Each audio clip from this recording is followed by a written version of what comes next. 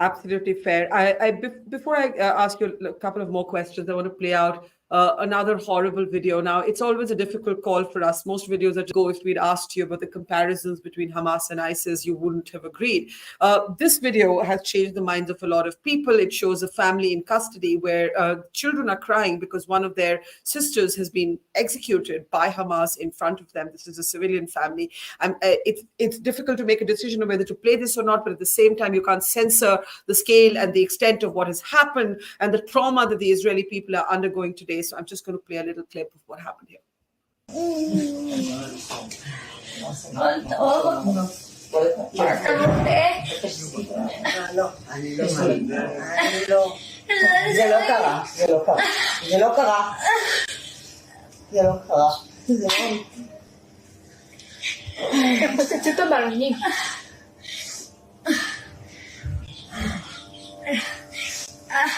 אני רציתי שעדיין תישאר בחיים.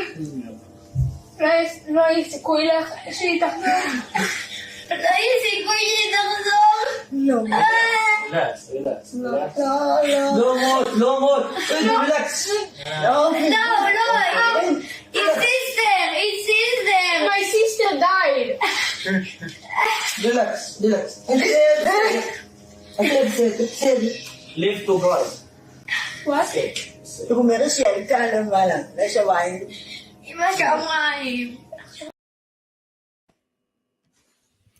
Almost impossible to watch, Daniel.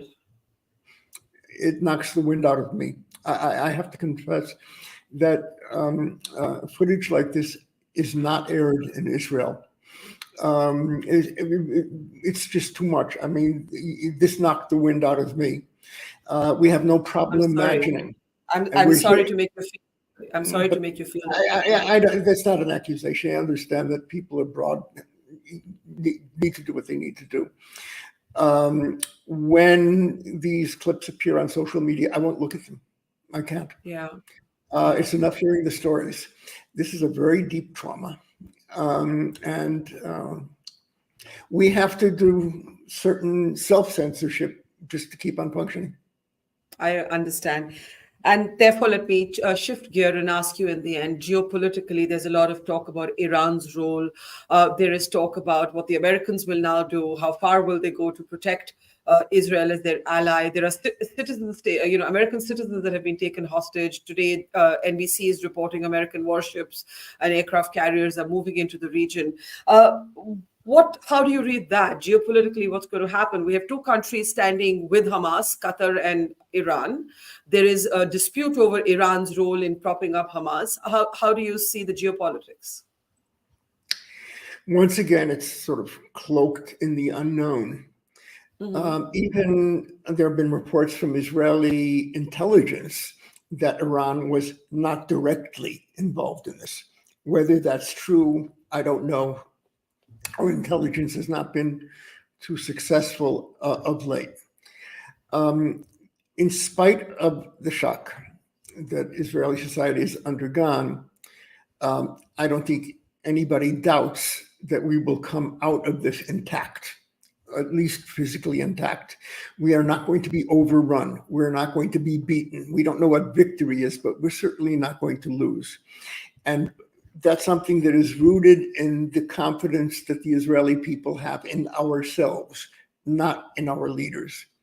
Support from friends of Israel, like the United States, are extremely important, both psychologically, feeling that you're not alone.